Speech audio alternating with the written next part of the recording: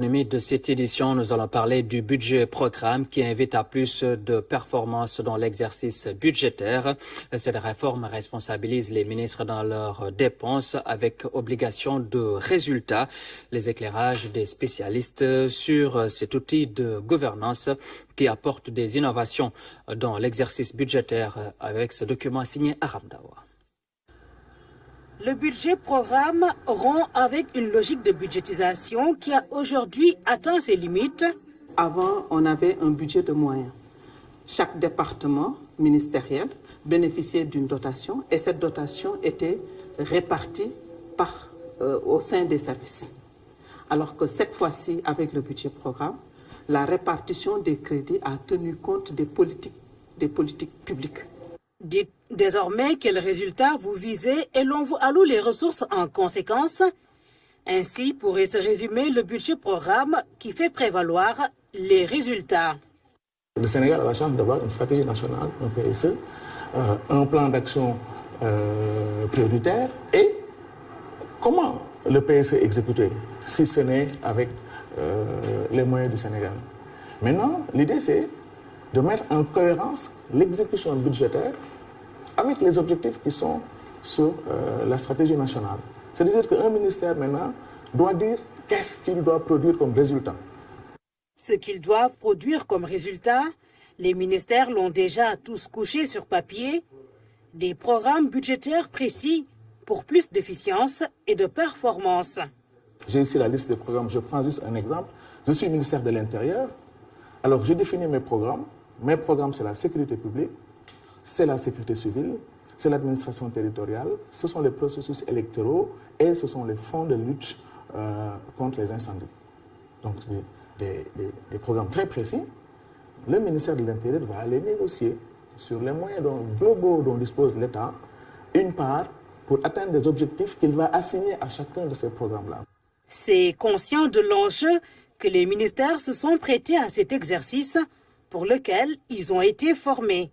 Maintenant, on ne va plus dire on met 20 milliards, disons, à la police, on va acheter des chars, nous dirons qu'est-ce que nous voulons atteindre, quelle mission nous voulons assurer en matière de sécurité publique. Et pour cela, qu'est-ce qu'il faut faire? Il faut identifier des actions. Et pour chaque action, vous déclinez ça en activité. Et pour chaque activité, vous avez un ensemble de tâches.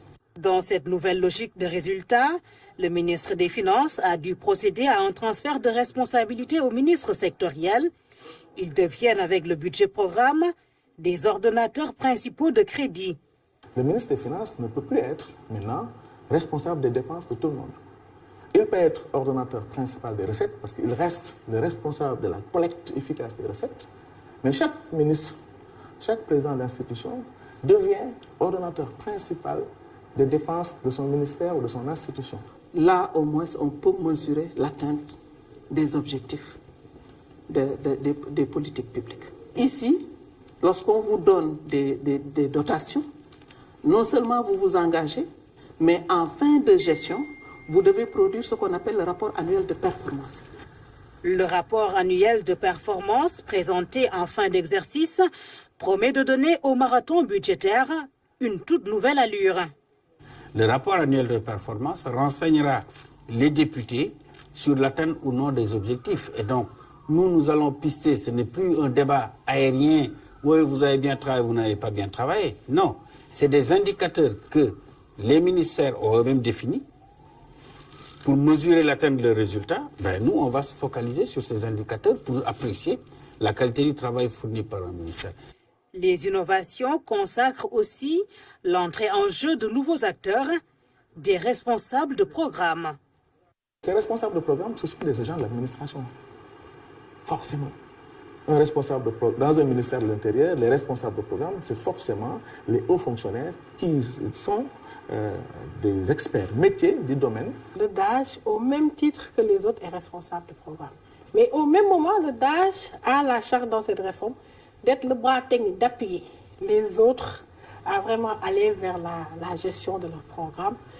Entre ces programmes précis, les résultats attendus et les indicateurs de performance à évaluer, le pouvoir de contrôle de l'Assemblée nationale est à l'épreuve.